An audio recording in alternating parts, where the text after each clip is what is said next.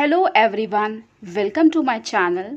Today, this is the 7th lecture of the chapter Chemical Kinetics, and today we are going to study about the half-life and few examples of the first order reaction. Okay, but previous part that is part 6 का कुछ portion रह गया था जो हम पहले उसे finish करेंगे एंड देन हम half life of first order की तरफ बढ़ेंगे. ओके, हमने पार्ट 6 में एक इक्वेशन पढ़ी थी T is equal to 2.303 upon K log base 10 A not upon A.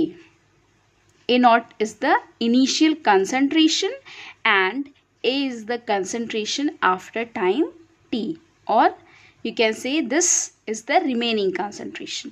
Okay, इस इक्वेशन को अगर हम K के टर्म्स में लिखें, दैट इज़ कि अगर हमें रेट कांस्टेंट इसी इक्वेशन से हमें रेट कांस्टेंट फाइंड करना है तो हमने T को इस तरफ कर दिया और K को इस तरफ कर दिया, तो हमारी इक्वेशन हो गई K is equal to 2.303 upon T log base 10 A naught upon A.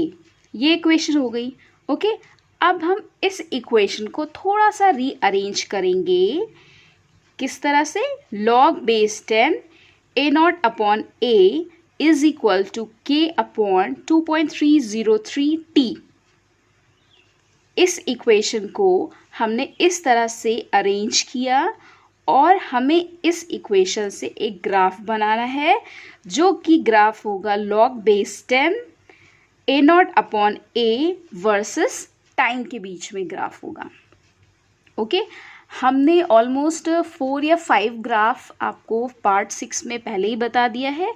ये वाला ग्राफ आपका रह गया था जो कि इस वीडियो में मैंने कवर कर लिया. ओके, तो ग्राफ है आपका log base 10 A not upon A versus time के बीच में ग्राफ है and the slope is K upon 2.303. This is the straight line graph. Okay, plot is between log A not upon A versus time for the first order reaction. Okay, now switch on to half life of the first order reaction. Okay, half life same जैसे हमने zero order में पढ़ी थी. Half life means आपका reaction half of the reaction complete हो जाए, that is 50% of reaction is completed. Okay, that is called T half. तो उस केस में हम टाइम को कैसे लिखेंगे? Time is equal to T half, T 1/2 मतलब T/2, और जो हमारा A होगा, जो रिमेनिंग कंसंट्रेशन है वो A नॉट बाय 2 के बराबर, वो भी तो आधा हो जाएगा, हाफ हो जाएगा. तो जो हमारी T वाली इक्वेशन थी उसमें हम ये वैल्यूज पुट करते हैं, मतलब ये वाली जो इक्वेशन थी T is equal to 2.303 upon K log base 10 A not upon A में हम ऊपर वाली वैल्यूज पुट करते हैं, दैट इज T की जगह हम T हाफ पुट करते हैं and is equal to 2.303 upon K log base 10 A not upon A not by 2. A की जगह हमने A नॉट बाय 2 रखा. A नॉट से A नॉट कैंसिल हो गया, हमें मिला T half is equal to 2.303 K log base 2. Okay, log 2, that is log 2. Okay, T half is equal to 2.303 upon K log 2 and log 2 की value क्या होती है? 0.3. 0.3 इज द log 2 की value. आप इसे log टेबल से भी देख सकते हैं. और जब हम इस वैल्यू को log 2 की वैल्यू को यहाँ पर पुट करेंगे तो T half is equal to 2.303 into 0.3 upon K. जब इसको सॉल्व करेंगे तो हमारा आंसर आएगा 0.693 upon K. This is T half for the first order reaction. Okay, तो ये आपका T हाफ हो गया फर्स्ट ऑर्डर रिएक्शन के लिए. आप इस इक्वेशन से देख रहे हो T half is inversely proportional to the rate constant. जबकि हमने ज़ीरो ऑर्डर में पढ़ा था कि T half is directly proportional to the initial concentration, but यहाँ पर फर्स्ट ऑर्डर रिएक्शन में जो टी हाफ है वो कहीं पर भी इनिशियल कंसंट्रेशन पे डिपेंड नहीं कर रहा है।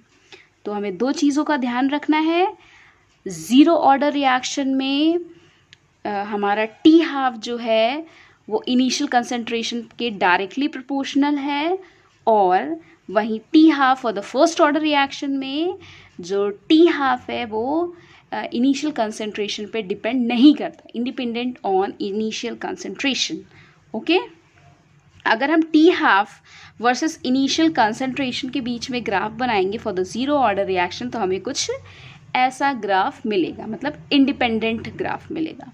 ओके, चलिए कुछ एग्जांपल्स देखते हैं फर्स्ट ऑर्डर रिएक्शन के। Okay, examples of first order reaction. First example is decomposition of nitrogen pentoxide N2O5 का dissociation, किसमें 2N2O5 will give 4NO2 plus oxygen। ये भी आपका फर्स्ट ऑर्डर रिएक्शन है। कभी ऐसे एग्जांपल्स में नहीं पूछा जाता है कि write down the examples of the first order reaction, but हाँ कुछ न्यूमेरिकल सॉल्व करने में अगर आपको कुछ एक रिएक्शन दे दिया गया, सारी वैल्यूज़ पुट कर दी गई और आपको रिएक्शन देखकर ऐसा लग रहा है, सिचुएशन ऐसी लग रही कि अगर आपको ऑर्डर ऑफ रिएक्शन पता हो जाए तो आप न्यूमेरिकल फट से सॉल्व कर सकते हैं।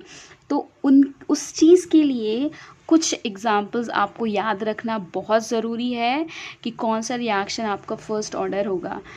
जैसे सपोज़ कर लीजिए कुछ एक रिएक्शन दे दिया गया और आपको पता है कि वो फर्स्ट ऑर्डर रिएक्शन है, तो फर्स्ट ऑर्डर रिएक्शन पता होने पर आपके लिए उस न्यूमेरिकल को, उस प्रॉब्लम को सॉल्व करना और भी ईजी हो जाएगा। ओके, तो first is decomposition of nitrogen pentoxide, second is decomposition of hydrogen peroxide. This is also first order reaction. 2H2O2 will give 2H2O plus O2. Third is acidic hydrolysis of ester.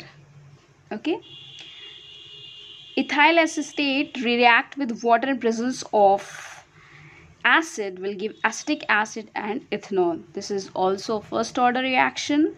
Inversion of cane sugar, that is sucrose, in presence of acid is also a first order reaction. इसमें notice करने वाली ये बात है कि जो हम reactant लिया है हमने, यानी जो हमने केन शुगर ली है वो आपकी डेक्स्ट्रो रोटेटरी है, बट जो हमें प्रोडक्ट मिल रहा है वो हमें डेक्स्ट्रो भी मिल रहा है और लीवो भी मिल रहा है, बस लीवो थोड़ा सा ज़्यादा मिल रहा है। ओके, और जितने भी आपके रेडियो एक्टिव डिके रिएक्शंस होते हैं वो सभी आपके फर्स्ट ऑर्डर रिएक्शन होते हैं। ओके, तो ये आपके कुछ एग्जाम्पल्स थे फर्स्ट ऑर्डर के, और एक छोटा सा न्यूमेरिकल है जो कि आपकी एनसीईआरटी का ही न्यूमेरिकल है। ये न्यूमेरिकल देखते हैं। Question says a first order reaction is found to have a rate constant K is equal to 5.5 into 10 to the power minus 14 per second. Find T half.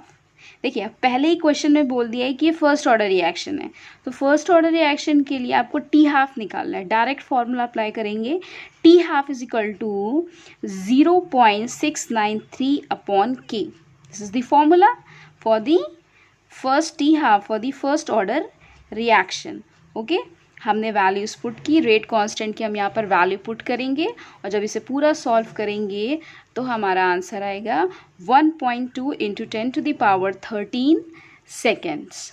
Okay, very simple question था, ये आपके NCERT का ही question है। आप धीरे धीरे छोटे छोटे क्वेश्चंस जो आपको इजी क्वेश्चन लग रहे वहाँ से स्टार्ट करिए सॉल्व करना, तो ये चैप्टर आपके लिए ऐसा नहीं होगा कि केमिकल काइनेटिक्स में सिर्फ न्यूमेरिकल्स ही न्यूमेरिकल्स भरे हुए हैं।